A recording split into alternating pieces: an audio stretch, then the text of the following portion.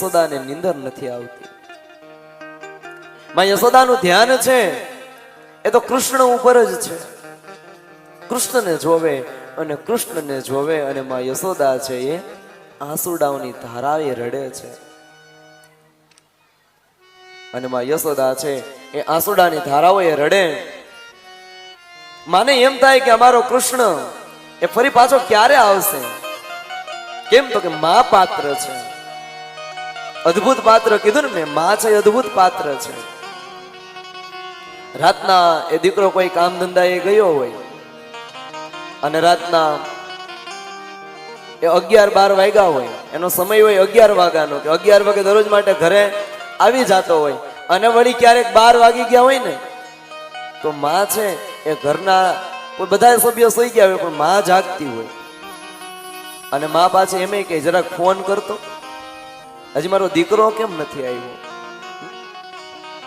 અને અથવા તો એ ફોન ન કરાવે અને દીકરો જ્યાં સુધી ન આવે ને ત્યાં સુધી હોલમાં બેઠી બેઠી એ પોતાના દીકરાની રાહ જુએ. ઘરના બધાય સભ્યો સૂઈ ગયા હોય પણ બધાય સૂઈ જાય અને એક વ્યક્તિ જાગે, એ એટલે માં. અદ્ભુત પાત્ર છે માં. હૈયું રે હિમાળો માં તું તો દયાનો મીઠો દરિયો જો.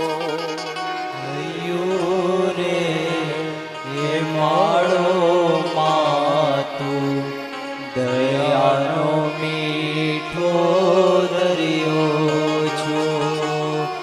અમી વર્ષે આખડ્યું માં વર્ષે અહાડી રેલી જો.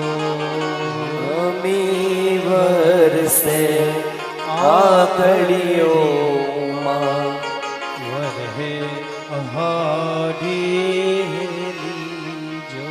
કે દાન કે જગ આખો તોલું માતારી તોલે ન કોઈ આવે જો.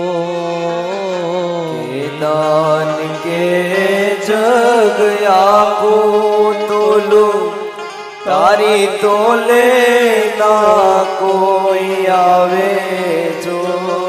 મારી જન્મની દેનારી માં મને તારી યાદ બહુ આવે.